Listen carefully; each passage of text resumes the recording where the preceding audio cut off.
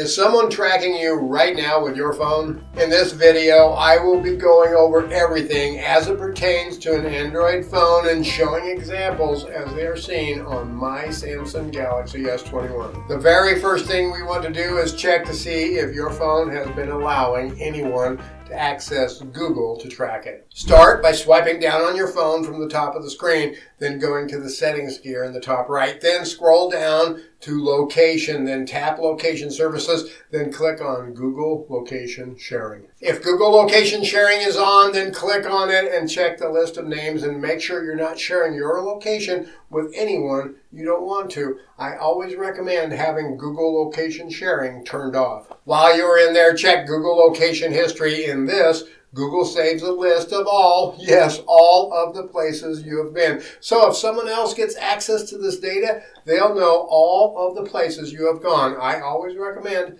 not having location history turned on. Now, if you want to make sure your PI business is fully protected, then you need to know about this video's sponsor. This video is sponsored by OREP Insurance and Working PI Magazine. OREP is a leading provider of private investigator liability insurance.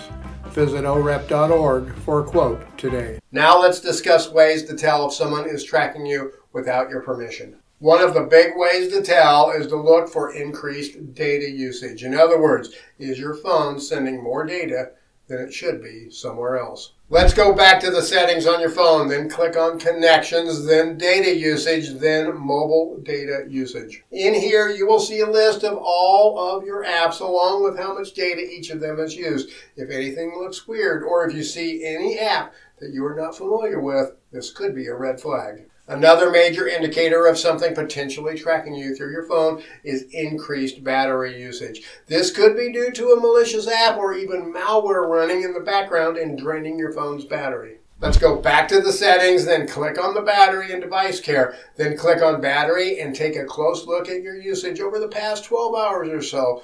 Do you see any apps that show a major spike? Another red flag to watch out for is if your phone is heating up even when you're not using it. Now remember, it is normal for your phone to heat up when you're playing games, watching videos, and using resource-intensive apps.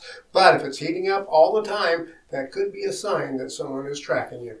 Another big sign that you may be being tracked through your phone is if there are screenshots or screen recordings on your phone that you didn't take.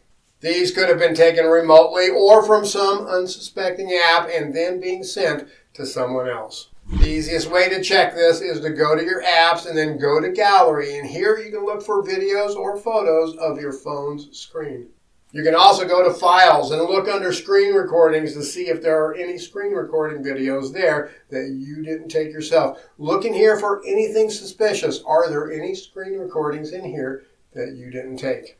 Another red flag or sign that your phone might be being tracked is if your phone is randomly waking up or making random sounds, or if your phone is turning off and turning back on again randomly.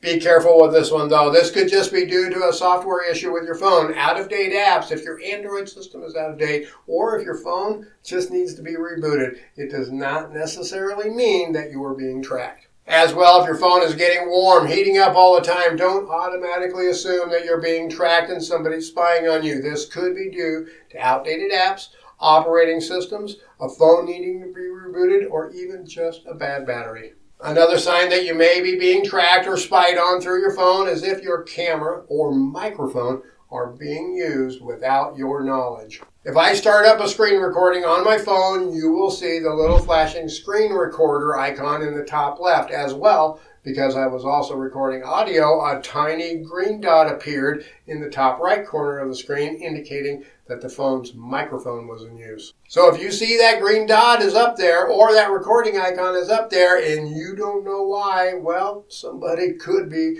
recording your screen or listening to you. Here is another way you can be tracked with your phone. That is this little thing called email forwarding. Just about every single email provider out there offers email forwarding. However, if someone has your emails forwarded without your knowledge, well, they could easily track you and spy on you. In order to check this out, you need to check with your email provider, be it Gmail, Yahoo, or a corporate email system, or whomever, and ask them how to check for email forwarding. Every email system out there will have a different process for setting this up as well. Every email client, like Microsoft Outlook, have ways to forward emails too. The next thing we need to check is this thing called Quick Share or Nearby Share on your phone. Samsung developed Quick Share while Google created Nearby Share. These are the Android equivalents of the iPhone AirDrop. If either of these, Quick Share or Nearby Share, are on, they can be used very effectively as a tracking tool to find out if someone is nearby. To check this, go to your phone's Quick Settings menu. On my phone, I just swipe down from the top twice, then I swipe left, and then I click on Quick Share. In here, I can see who can share with me. The settings are no one, which is what I recommend, or contacts only, which is the second best option, but anyone nearby, this is the worst option of all.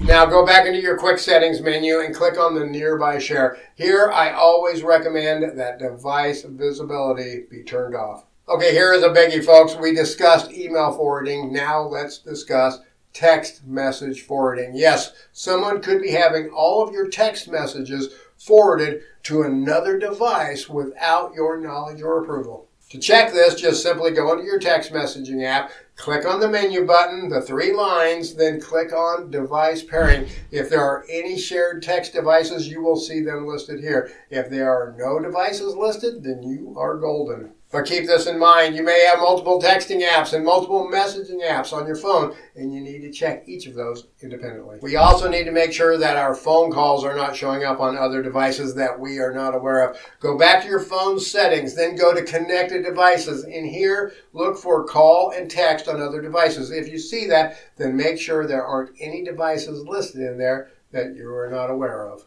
Now let's check for call forwarding. Open the phone app and click the menu, the 3 dots in the upper right-hand corner. Then tap on Settings, then go down to Supplementary Services or Other Call Settings. If there is a call forwarding section in there, check it to see if your calls are being forwarded anywhere. Your phone calls could also be forwarded through your phone carrier. You need to check with your phone carrier, Verizon, T-Mobile, or whomever, and ask them how to check that. Here is something you need to check to make sure apps cannot install other apps. Yes, it is a real thing. Some apps, when installed, are given permission to install other apps. Crazy, ain't it? Let's go back to settings, then click on security and privacy, then install unknown apps. In here, you need to check every single app and make sure that this feature is turned off for all of them. If that switch is turned on, well, that app can install other apps without your permission or your knowledge. While we're in the security and privacy section, let's also check device